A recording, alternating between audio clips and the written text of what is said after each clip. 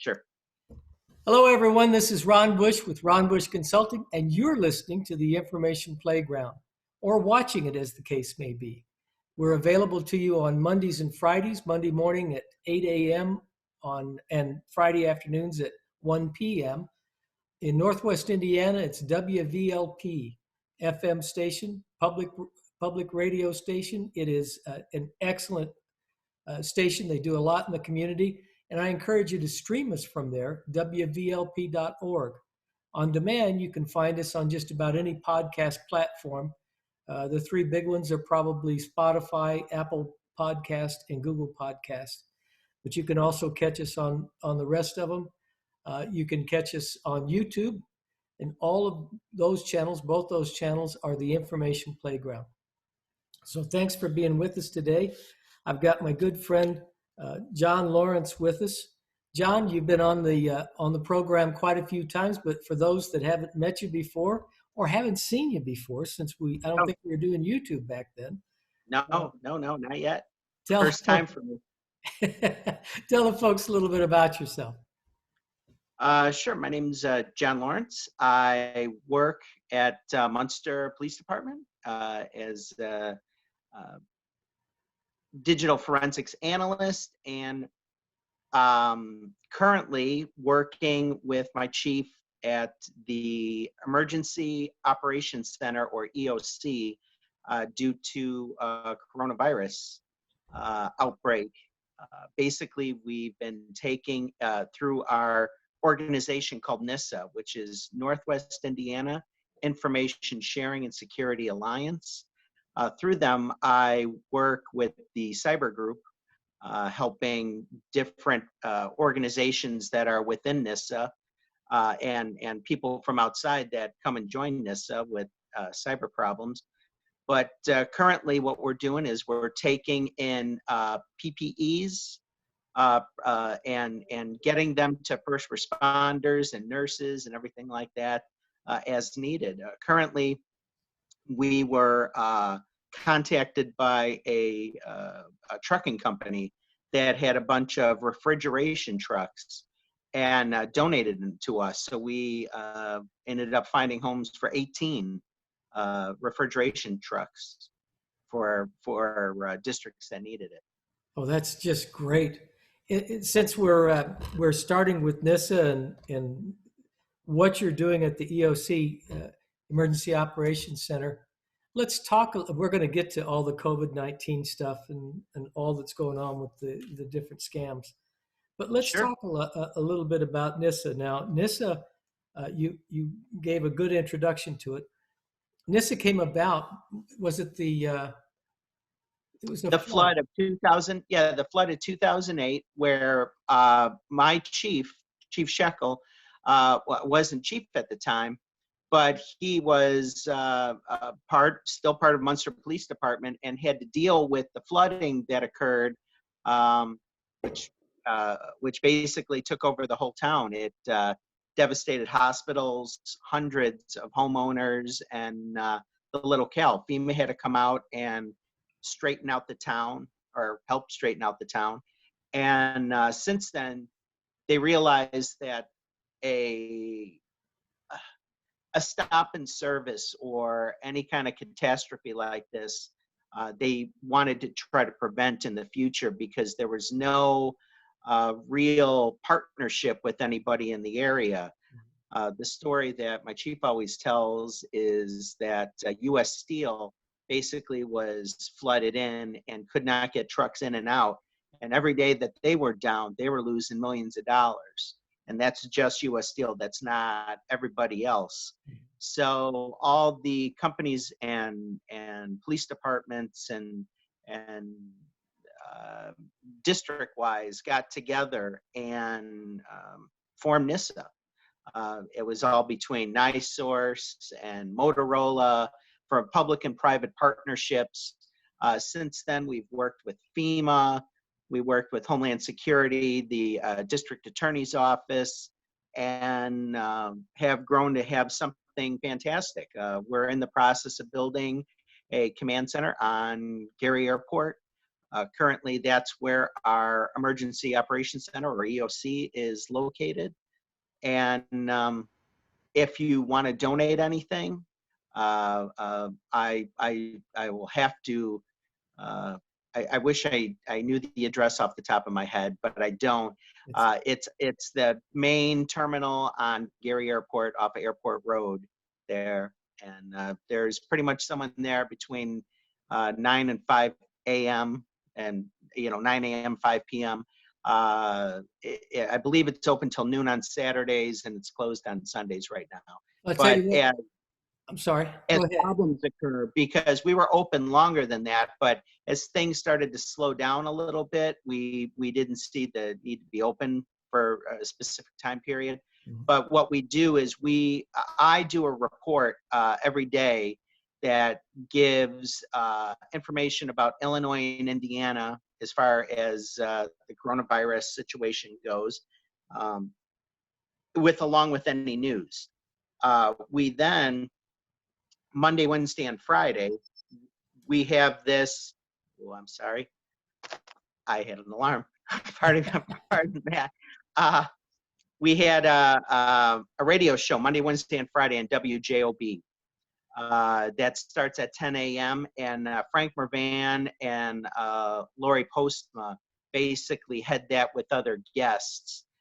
Again, talking about the numbers of the region, what we're doing in the region, if there's people that are looking for help in the region, or just people that are concerned or confused or have questions, that they can contact the radio station and get live updates. We then air, because you could listen to it on the radio on 12:30 a.m., or you could look at it at Facebook Live, on WJOB Facebook Live. And then on our website, nissa.org, we have the link to it, so you could watch the show again. We have like the shows for the week. After that, we only keep 1 to 2 shows on at a time, or a previous show, and then release it. But they're available on WJOB's Facebook page. Yeah. And I might mention, since we're playing on WVLP, the Munster Police Department is much closer to WJOB than it is to WVLP. That's probably another reason why we use it is that Jed, one of the broadcasters from WJOB, he was available at the time to help people or coordinate people on the radio for help when people were calling in. So he kind of became an instrument that NISA was using, and he joined NISA. So he does a lot of broadcasts for NISA when things come up and stuff like that. All right. I want to give fair play to the host of the show, but also absolutely where you are. So one of the things that impressed me was the organization, the coordination you have going on. The only thing I hear on the news is how this group can't get that and that group can't get something else. You don't have that situation, and it's all because of the prior experience. And now you've got NISA built up to organize and coordinate things. So it sounds to me like in your region right there, there's nobody missing things. If people need PPEs, or if they need, I don't know, masks, whatever it is that you're handling, you're making sure that everybody has what they need. It's a shame that every area doesn't have that. Oh, absolutely. And along with that, we've been signing up for grants in order for us to buy stuff for the district, whether it be more gloves or anything like that. Once the gloves were gone, or once the masks were gone that were donated, there's been a lot of problems with masks and stuff like that, because a lot of people really want to donate masks, donate mosques, or like shirts, and anything that could be used or that's needed. Mm-hmm. Just there's some regulations that the hospital can't use homemade stuff, but we could bring those to nursing homes. We could bring them, to other restaurants or anything, anywhere they could be used. We're making sure they get used, but the organizations that need something better, we're in the we do our best to make sure we get those masks. We just had a person donate 1,000 masks to us just over the weekend, and we're already getting that out to people. That's great. That's great. So if anyone has any questions, addresses, all that other stuff that I didn't ask you to get beforehand, how can they reach you, just so that you can provide information, maybe on donations or anything like that? What you could do if you wanted to donate or contact us, you could go to the NISA website, which is NIISSA.org. And you could fill out a contact us, and you could put in your name, your information, and what you want to donate, and we definitely could connect out with you. Great. That's great. So let's talk about the cause for all of this. Coronavirus, COVID-19. I'm thinking back 6 months ago, the thought of any of this stuff happening would have just been ridiculous. 6 months ago, none of us would have thought any of this. And yet, since I guess the end of December, we started learning there was stuff going on in China, but nobody had any clue what it was. At least nobody in our circles. I'm sure someone knew, but I didn't, and no one I know did.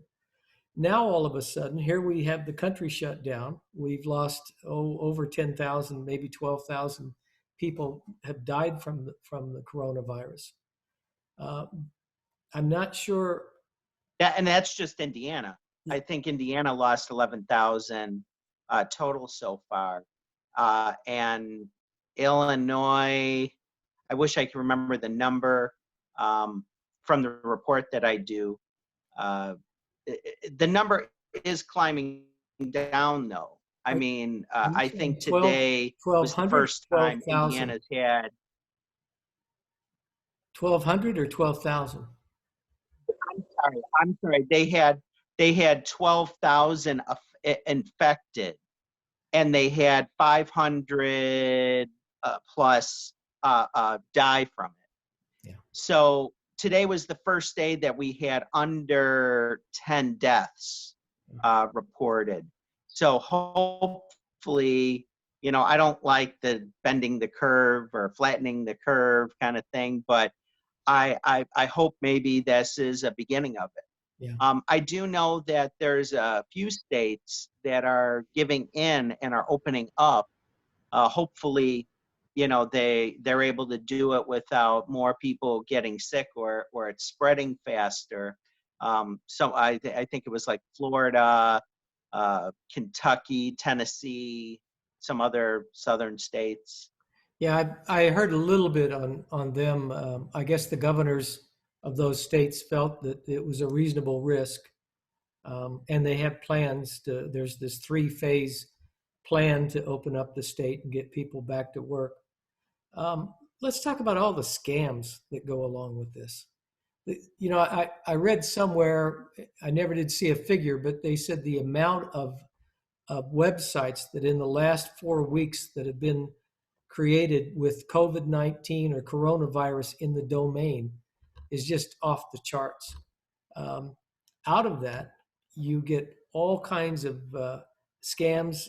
They're phishing scams through email. Why don't you talk a little bit to that? Sure. I've started experiencing it myself. Today, when I was coming home, I ended up getting a text from an unknown number saying that I'm the winner of several $1,000s from a grocery chain, and to click here to gain my prize. I've had a few texts that would say, hey, in this time of COVID-19 epidemic, pandemic, whatever you want to call it, please donate to us, and donate to us with different credit card numbers and everything like that. I started, questioning, how easy are people falling for this. So Yeah. I went online and I started looking, and the worst is that they're going after kids. I mean, you have kids home, everyone's home from school. So what are they doing? They have Lego. They say, hey, Legos, all these Lego sets are 60, 80% off.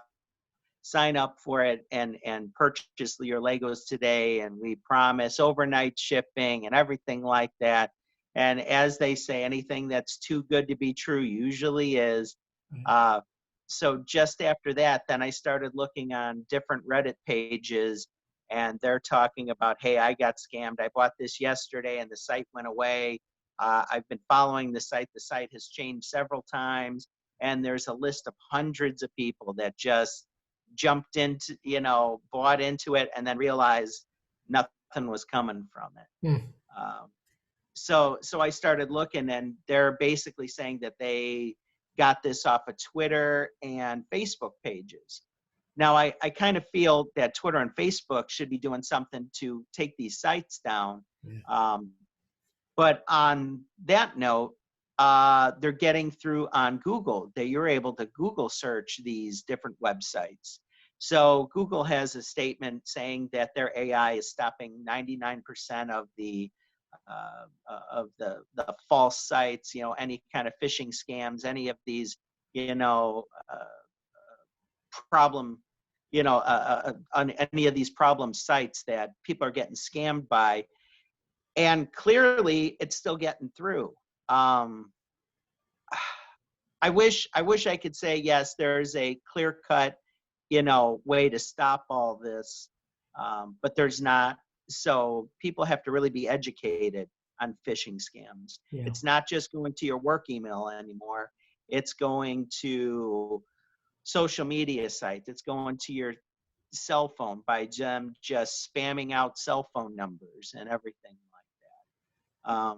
If It's, I'm getting them, I'm sure everybody's getting them. They Yeah. just have to not fall for them. This happens every time there's a tragedy. It isn't anything new. I mean, these same scams happen all the time, and people fall for them. But whenever there's any kind of tragedy, any hurricanes hit, tornadoes wipe out. I mean, we've had Alabama and Mississippi. There'll be the same kind of thing there. It would be a lot more if we didn't have the coronavirus going on. But yeah, the last one that this really happened to was the fires in Australia. yeah, Same things. It was Red Cross scams. It was United Way scams. It were different organization scams that were trying to donate money to them. I always say, go to the website, of your choice, or like through Costco. Well, we go up in line in Costco, and Costco is like, hey, would you like to donate to this cause, this cause? And my girlfriend's like, yeah, I'm not going through all those other sites. I don't know if they're a scam. I know this isn't a scam, right. and donate it that way. Yeah. What else can people do to protect themselves before we get to phishing and all the rest of it? This is stuff we talk about. I think you and I talk about it just about every time. I know I talk about it all the time. What else can people do? There's different ways. You mentioned websites. So there's squatting and there's spoofing. There's also just bogus websites. So squatting, you'll take what is an M, like in Microsoft, and you'll change it with an R and an N. You'll buy a website that has that spelling using R and N instead of the M. People Where it looks like an M. Yeah. So people mistype, or they type that in, or they click on the link.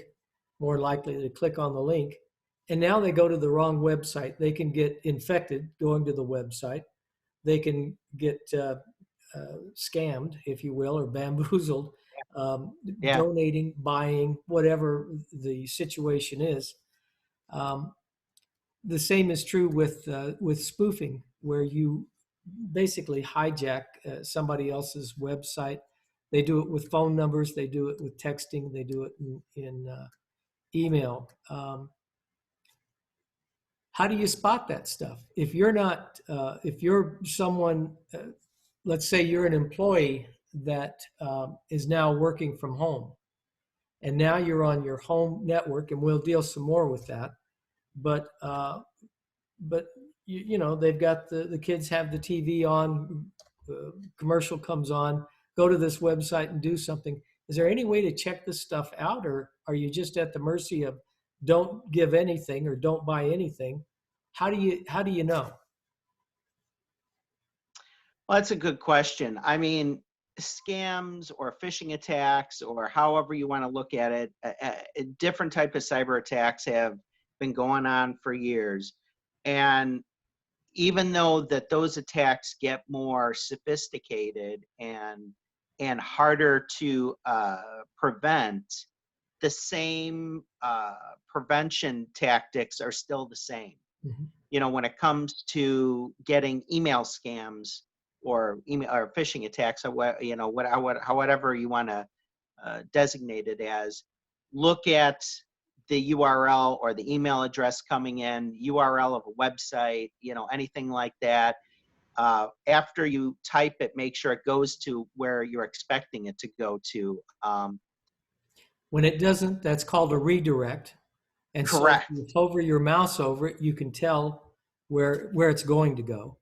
Yeah, especially links in your email. If you hover over it before you click it, you will see the hidden link pop up. So basically, you may just have like, click here to get your prize, Mhm. and click here, get your prize is probably an underlying link which you're supposed to click on to get to the web page. If you hover over it, you'll probably see some weird URL pop up, and if you're not familiar with it, you know, get off that page. And if you want to check the legitimacy of it, go to the website directly. Go to Walgreens, go to, you know, Google, go to Jewel, whatever company it may be, and see if there's a promotion. If there's no promotion, you're clearly, you know, not a victim, but a target Right. of a phishing scam. You know, there's many ways to prevent yourself from being a victim. And the better we get at noticing or determining what could be or is a phishing attack, or, you know, any kind of attack, is basically going to lessen the odds that you're going to fall for it. Mhm. But previously, a lot of people thought that it's only happening at work, you know, because your company is usually the target. Now it's hackers attacking, you know, email sites, you know, getting all the users and trying to hack those email accounts, then go that way. Mhm. Uh, there's new ones popping up all the time. So I mean, even though we tell you to, you know, be as careful at it as you can be, they're getting very, very good with improving on emails. Before, the emails looked so cheesy, you know, and you could say, oh, you know, a first grader did this. This is such a bad one. But what they do is they started to copy emails that would go out from companies and look absolutely legitimate. And some of them are actual emails. They've just changed the links on them. Mhm. Those are the ones that are a little more difficult to trust. Along with your social media sites, a lot of people get used to clicking on links from friends. Now people are just trying to befriend you to say, hey, look at this, click on this link, look at the top cute puppies today.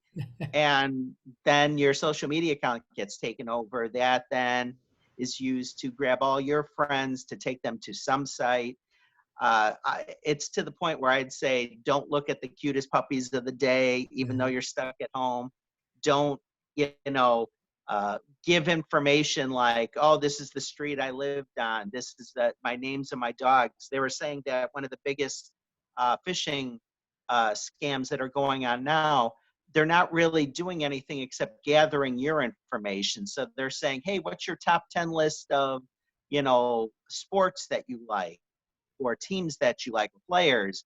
And a lot of people are putting that as brute force tactics to get passwords, not just to your social media accounts, but to email addresses, servers, your home router, everything like that, your home Wi-Fi, since everybody's working from home now.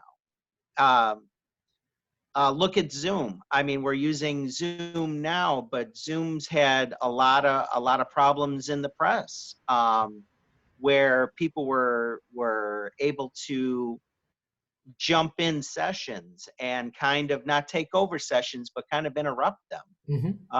There's been a lot of different programs that have had problems like this throughout the years. Some of them a lot of kids use, and they use it when they video game. So before, it looked as like a harmless thing because it's a 4-digit code. All I have to do is put a 4-digit code in. That means there's only 9,999 different codes. So if the code's being used, we could get on, and there'd be a moderator, and the moderator would kick them off. The way that Zoom's fixed it now is that it makes a waiting room so that no one can just jump into your session.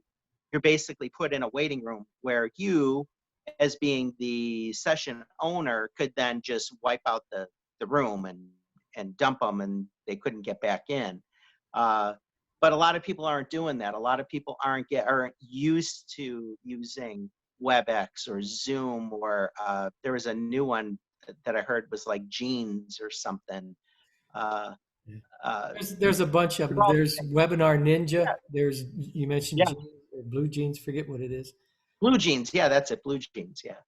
But, on Zoom, because I use Zoom, there are ways, and always have been ways, to protect yourself. It's just people didn't use it. It's kind of like the Ring doorbell or some of the other things. Ring allows you to put in a password, just people didn't do it. Yeah. It's the same idea with your router. I mean, if I go to Best Buy, and I always have Netgear's WGT 624, because I had one of those for years ago. For some reason, the name sticks with me. If you don't take that number, change that to broadcast something else. I don't care if it's popcorn or chocolate or what it is. If it says WGT 624, I know you probably didn't change the password and the user ID. The user ID is admin and the password's blank.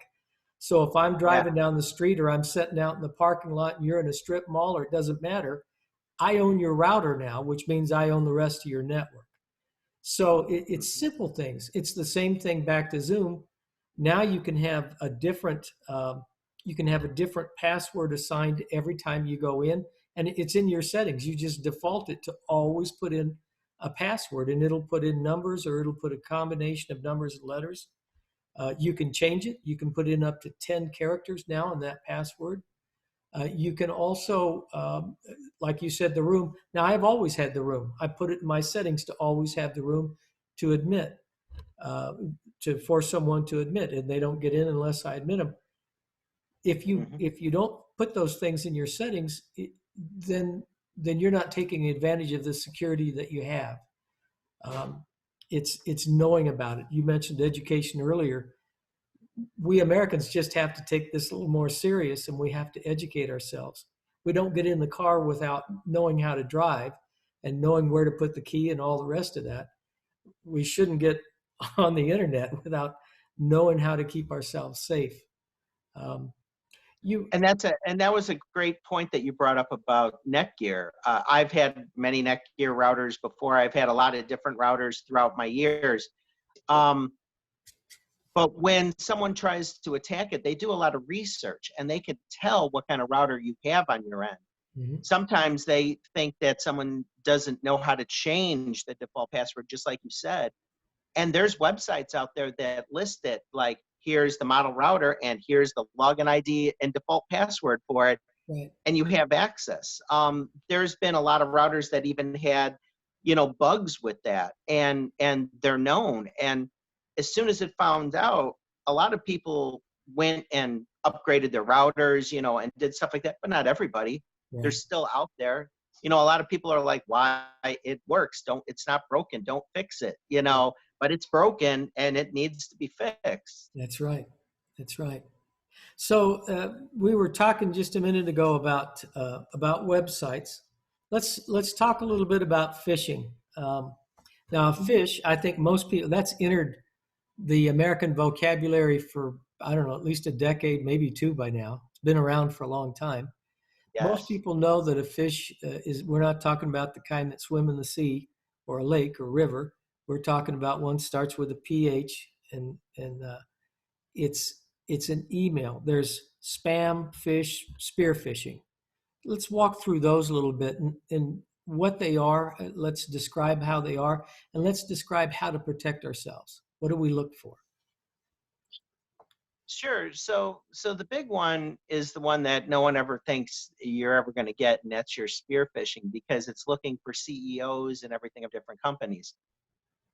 As everybody knows, emails come through, and a lot of CEOs don't even check their email maybe on a regular basis, but they have secretaries and everything like that. So sometimes they don't even know the same contacts. They're clicking on links, they're looking at stuff, or they're forwarding stuff on. Again, you have to mind what you're clicking on. You have to hover over, you click on stuff. It's to the point where I will refuse to click on anything that's sent to me in an email, even if it's somebody that I know. I've known several people whose email accounts have been hacked, and different attachments would be connected, or pictures, or social media accounts saying, here, click here, and stuff like that. I don't click anywhere anymore. You could even disable stuff like that. So say like in Yahoo or Google or Hotmail, anything like that, there's a setting where it will disable links that are in your email. That is one thing that I would suggest people doing, along with disabling the fact that if somebody sends you a meeting invite, it automatically goes to your calendar. That could then have a link in it, and all of a sudden, oh, I didn't know I scheduled this. Oh, someone must have put this here or something like that. I guess I ought to join this. It's in my calendar. It must be okay. It's not an email.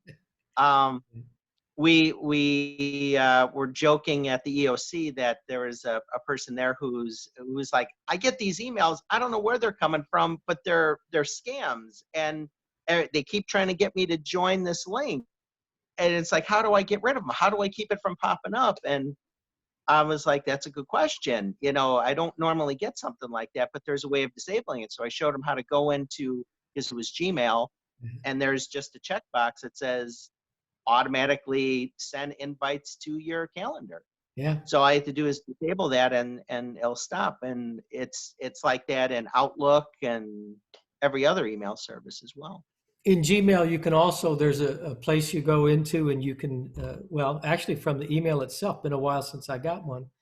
In Gmail, you can right click on it or somewhere go in and change report that email sender that it's spam. Let's talk about spam for a minute, because most people don't think about it, and that's really where most of this stuff starts. When you get a spam, it could be, if it's legit, it could be, I don't know, somebody just trying to get you to buy something or anything else. Let me just preface this by saying, if you get an email from someone that you did not solicit, just delete it. It's not that difficult. If I send out spams, if I go to the dark web, I buy 100,000 email list. I can get it for less than $10 from Gmails and Hotlist and Yahoo, Ymails, all of those. I can get those. So now I can send out a legitimate, when I say legitimate, I mean it doesn't carry any kind of virus, doesn't have any links. It's just an email inviting you to go to this website, join this, join that. And there can be no harm in that at all. But what do I gain from that? Well, you just raised your hand and said, I'm a live one. I'll respond to stuff like this. So now I build up my repertoire of people I can send different types of email to. They can be phishing emails. They can be, if they're in upper management or own businesses or people of that stature, I can send spear phishing email, or I can just send ransomware. I mean, there is no limit to what I can do. I found someone who likes to respond, so I can send anything I want. If I'm sitting anywhere outside the US, chances are nothing's going to happen to me anyway. So I can be a little reckless. If I'm in the US, now I need to change MAC address. I need to use public Wi-Fi. I need to use Guerrilla emails. And regular listeners will be familiar with that. Guerrilla spelt like guerrilla fighter. Um, I can send those out, and those are not traceable to me. And if I need to send viruses, I can buy them for less than $10. Rats included, remote access Trojans included. If your antivirus isn't up to date, it'll be an older one for $10. But if you don't have antivirus or it's not up to date, your machine won't recognize it. So it doesn't matter. I can send you the oldest viruses I know of, and they'll still work. Especially if you haven't passed your operating system. So updates are important. Antivirus is important. But at the end of the day, it's really what you do with what you get. It's your response that's important. I can get all kinds of things from an email that doesn't have any viruses or anything attached to it, but it leads me to bigger endeavors down the road. Yeah, that's where a lot of the attacks are coming from. That was an excellent point, because before, people would just have all kinds of attachments in an email instead of linking or doing anything to the email itself. There'd just be some type of an attachment. And back in the day, it was always Adobe PDF that would be corrupted, that when you would click on it, it would launch a Trojan or something in the background and run. So you'd have to disable EXEs and different PDFs and everything like that. Now it's just links where there's nothing malicious in there, and the links aren't even detected per se, especially when there's all kinds of new attacks going on. And a lot of it, yeah. Let's hold that thought. Let me take my, I'm a little over halfway. So I got into the conversation and missed my time. So let me do quick station identification, and then we'll come back with all different kinds of emails and attacks that are going on. Sure. So folks, you're listening to the Information Playground. I'm Ron Bush. You can reach me, Ron, at ronbushconsulting.com, and Ron Bush Consulting is underwriting the program. If you have any questions about the program, you can listen to us a number of different ways. You can find us on WVLP on Monday mornings at 8 o'clock, or Friday afternoons at 1 o'clock. You can WVLP, you can stream us from WVLP.org. And I encourage you to check out the website anyway. They do a lot of good work in the community, and it'd be great for you to get involved. You can also tune to 103.1, but you can find us on Spotify on demand, Apple Podcast, Google Podcast. There's Overbreak. There's about 8 or 10 different podcast platforms that you can find us on. Check us out. It's the Information Playground, and it's all three words. Some people abbreviate Information Playground. It's the Information Playground. You can find us there. You can also find us on YouTube. If you want to see John's smiling face on YouTube, you'll look for the channel, The Information Playground. And thank you for being with us and for being part of the conversation today. John, do you want people to be able to maybe email you, or is that? Yeah. So my email address is JLOHRENT as in Tom, Z as in zebra, at munster.org. Feel free to contact me there, or even through our webpage, NIISSA.org. Every day I update our daily report. I also put it on the homepage for the website. So anything that has anything to do with Corona, from statistics to information to do's and don'ts, questions people have about, getting tested, because that's the big thing nowadays is, where can I go get tested? I want to know if I'm a carrier, what what kind of masks can I donate to hospitals? I'd like to put a shameless shout out to Doc's Barbecue. They've been donating meals to nurses, and him and or one of the co-owners and Lori Postma had been going around every day delivering lunches to nurses at different hospitals. And you could go to their website at docsbarbecue.net, and if you want to donate a meal, they take it and deliver it for you. Well, that's great. That is great. So let's get back to Munster. I was going to. Not everyone will. People may think of Munster cheese if they're not in the area. It's not spelled the same way. It's yeah. So it's at Munster MUNSTER.org. Great, great. So all kinds of attacks. That's where I interrupted you. Let's talk about some more of them. So it's weird. I was talking with some students of mine over the past evening. Not only do I work for the police department, but Ron and I have a connection with Ivy Tech. I teach digital forensics at Ivy Tech. So tell folks what that is. Not everybody listening is going to know what cyber forensics and digital forensics are. Would you? Oh, sure. Digital forensics is now becoming to be the art of gathering evidence from digital devices, from phones, from laptops, from tablets, even you could even say computers, but it's more than that. You could go into email, you could go into texts, social media accounts, anything like that.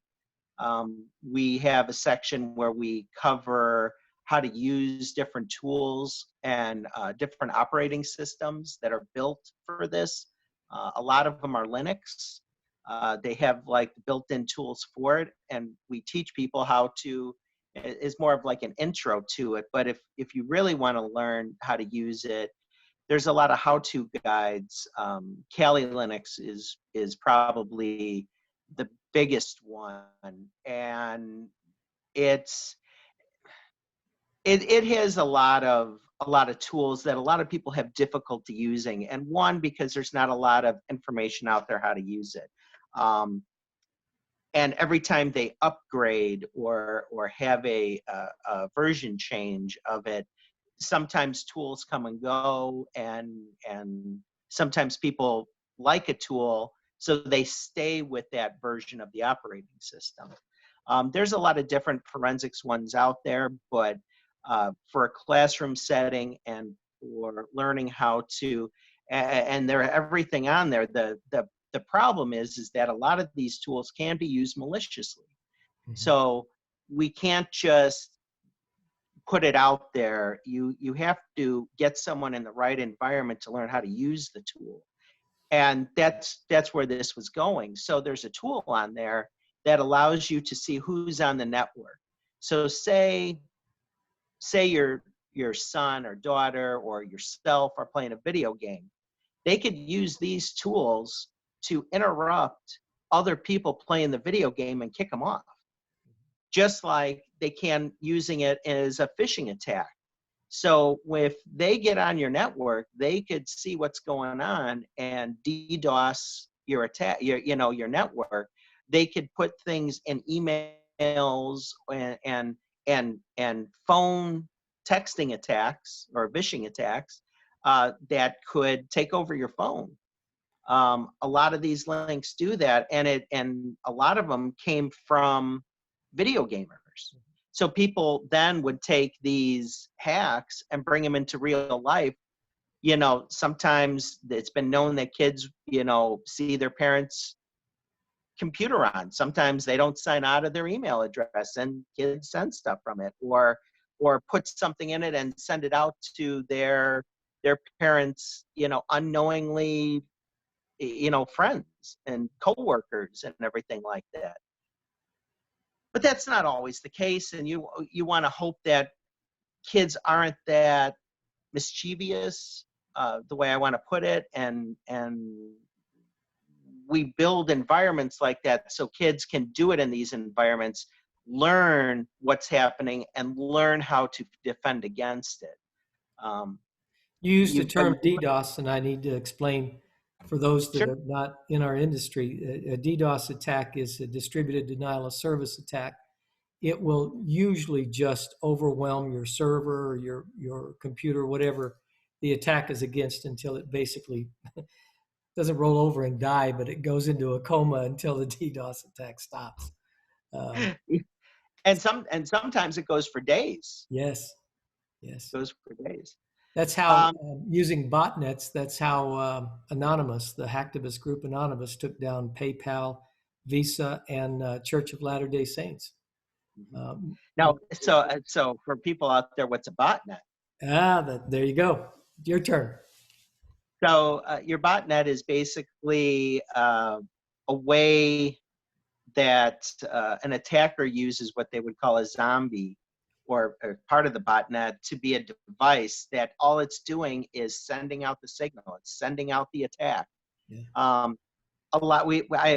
We've talked a lot about it because there's a lot of IoT devices, Internet of Things devices, that don't have security against this. Like smart refrigerators, smart thermostats. And that was one device that I bought, since we've always been talking about it. I bought, a smart fridge that had a computer in it. There seems to be no, security to it whatsoever. So I basically disconnected it at one point from my network. And if you disconnect it, it's useless. It's no longer smart. So as long as one's connected to it, it doesn't seem like I could be kicked off or anything like that. But if I wasn't connected to it, my neighbors could scan it and see it and join right in. It's got a microphone, a camera, it's got everything.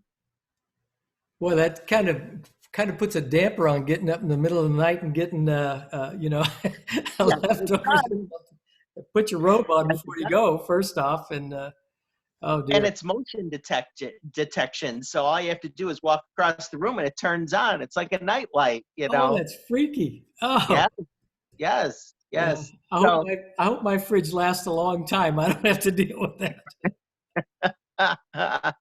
But there is a lot of things that I like about it, and especially had students try to attack it. I promised them, getting a smart fridge, that we could see, how good or how bad the security is on a lot of these things, because they're making devices for the kitchen, for every room, that are smart, especially your Alexa devices, your Google devices, everything like that. It's always listening. Yeah. A lot of people make their home a smart home. I have a lot of Samsung devices. I have Samsung phones, Samsung fridge, Samsung TV. So everything is connected as smart things. Samsung has your recordings now, and mine too now, since I'm talking to you. Yes. There's been, going back to the digital forensics, there's been cases where they've taken Alexa that recorded murders and attacks and everything like that to gather information about different things. Very famous case, a Fitbit was used, or they caught the perpetrator using Fitbit, the victim's Fitbit watch. Yeah, there was another one where they used military personnel Fitbit watches to attack bases in Afghanistan. So that was really an eye-opening, I think, probably for the cyber world and everything like that, about how easily IoT devices can be manipulated for whatever means, and those means usually aren't good. It occurs to me that maybe we should just think about moving to some Caribbean island that has no electricity. I don't know. Yeah, that's tough, because there's a lot of amenities that I really would miss on a deserted island. So I don't know. I do like indoor plumbing to start with, and I like the rest of it after that too. So, CDCs. We were talking before starting the program, and you mentioned some CDC scams, and I'm sure it's again, You mentioned Red Cross earlier. That happens every time there's a tragedy, but CDC is playing such a front place in all of this. Talk about some of those. Well, through my experience through NISA and how closely government, organizations work together, the CDC is no different. The CDC works with FEMA, works with, hospital groups, all different kind of sections of the government where they could see different people being attacked. And it's always because of some pandemic or something like that, SARS, even the flu. We talked about Australia or any kind of like drought in California or something like that. It makes it a heartstring that they pull on because people want to give to these events. You're seeing everything everywhere about how people are donating to first responders, to hospitals, to get stuff that they need just to do their job. And I think the problem comes into, so it makes it a lot easier for your guard to go down to, be hit by a phishing scam, at minimum, a phishing scam. The issue is that all the scams start with the same thing. Go to Target, go to Walgreens, get a Visa paid card and read us the number. Anything like that. The most famous one of that is our IRS scam. Yeah. They'll call you and say, hey, if you don't pay up now, we're going to, send, people to your house and take you away. Right. If you don't get this money and give it to us. And in our little town of Munster, happens a few times a month, and they're older people, maybe not so computer savvy, and they second guess themselves thinking that there is an issue. And the more they second guess themselves, the easier it is for them to get scammed. Another famous one is the Microsoft one where it says, oh, we detected your computer's being hacked. Can you give us access to your computer and we'll clean it up for you and make sure everything's working fine. Well, they put something on there so that every month they could come back, get some money from you and go through your system. Eventually either they're going to take money or something more important, which is data. Every computer, every time you buy something, that credit card information is stored in a virtual wallet. And a lot of times when people get access to your computer, that's the first thing they copy, is to see what credit card information's in there, because it stores everything. It scores a 3-pin code on the back. When your card expires, the address the card comes from, or zip code. That's a big one. They always ask what zip code it's registered to, and all that's in the wallet. All you have to do that is then now just start buying stuff. Yeah. Back to the CDC, I've had some folks tell me that they've gotten emails supposedly from the CDC telling them that they need to go get a test. They need to do one thing or another. But sometimes they include in the email to download more information, download their file, or go to the website. And of course, there's a link to take them to the website. And to log in, they'll have to provide a user ID and password. The CDC, Centers for Disease Control, WHO, World Health Organization, the government, any government agency, any business is not going to email you and tell you to do something like that. They're not going to tell you to download unsolicited. They're not going to tell you to download something. They're not going to tell you to create an account, to log in, to do anything else. They will either, if it's the government, they know where you live, especially if it's the FBI or the IRS. They're going to come out and see you. Or they'll send you a mail, something in the mail. they are not going to send you an email. They're not going to call you, and they're not going to text you. I get a lot of text scams. So the CDC in particular, once again, is just like the Red Cross and everything else. They're just using that as a cover to get you to contact them so they can scam you. Yeah, and they put up on their website, on the CD website, all about phishing. So they're helping educate people against those. Mm-hmm. I think, as we said, that phishing scams have been going for the last, 15, 20 years or so, basically since the internet's been out there. Mm-hmm. One of the first companies that saw a lot of these scams was PayPal. Yes. Because it was so easy for them to get money from you and everything like that. They had to start a phishing scam page on it just so that people could report it, and that they could, transfer money back or prevent money from going to different accounts. Recently, we saw the devastation of how Facebook could send money. It's so easy, and again, I'm not trying to make people paranoid in this time about going to drive-through windows, but a lot of people put their credit cards and hand it to somebody through a drive-through window. Mm-hmm. They could just swipe it and save it and then hand you the card back and duplicate that card and go on their merry day. Using this tactic, people would send money from Facebook account to Facebook account just through a simple text. So people who are signed into Facebook account could say, open up, either connect to a fake Facebook account or Google somebody. So say we Googled you, Ron, and all of a sudden we could see you and connect to you or something like that. Well, money could be sent directly to you just through a text by just saying there's a option that says send money. So say you, and then it says, okay, put your credit card information in and how much you want to send. So you could use that as a mule to send to another person and another person and another person, to the fact that they won't be able to trace it and where it's going, except for Facebook maybe.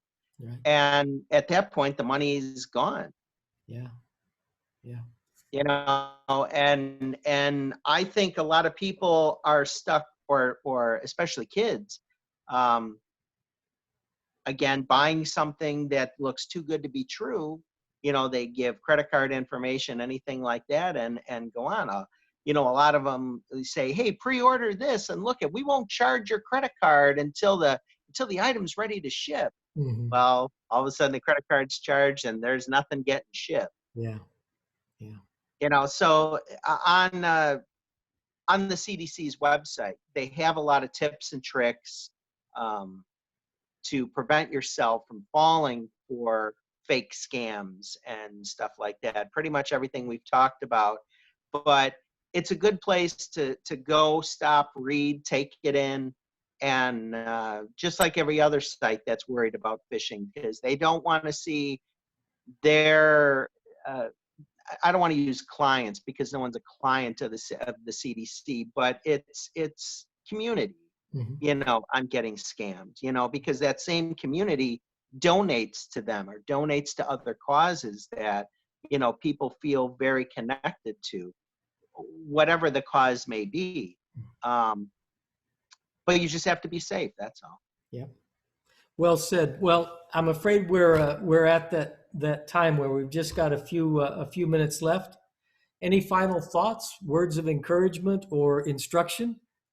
This show goes so fast. We have to. Does. It doesn't take much. No, I hope everyone stays well. I hope they're staying in and staying safe.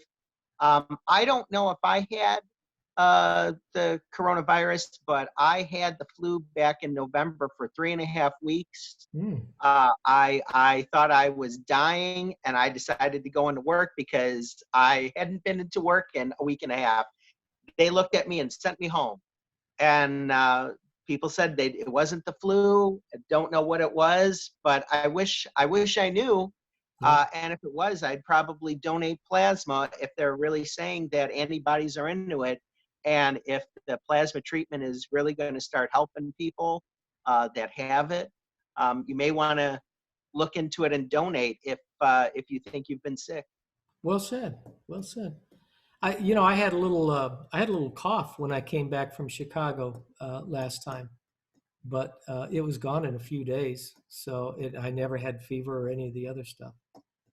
So Yeah, and that's the thing about it, that everybody gets affected in a different way. We've seen the fact that carriers, not anyone that have been affected by it, but just a carrier, it does nothing to them, just spreads. yeah, A lot of people are wearing masks in Illinois here. There's a lot of towns where if you're coming through their town, you have to wear, some type of protective mask. The better for you, mhm, but it's basically so you don't spread it. A lot of people are really worried about the masks, that they need them to protect themselves, but it's not just to protect themselves. It's more to protect everybody else, that if you were a carrier and you didn't know it, you're not spreading it. right. Well, my friend, we are literally down to the last second, so allow me to end us. You've been listening to the Information Playground. You've been listening to John Lohrentz with the Munster Police Department, and Nissa and Ivy Tech, and he's all over I don't think he sleeps. As well as me, I'm Ron Bush. I own Ron Bush Consulting, and if you have an organization, you have a business, and you're looking for risk assessments, those kind of things, employee training, those are the items that we help with, as well as cybersecurity. So check out our website, and do check out wvlp.org. You can find us on demand on any of your podcast platforms that you like, as well as YouTube under the Information Playground. Thank you for being with us. Stay healthy and stay safe, my friends. Bye-bye.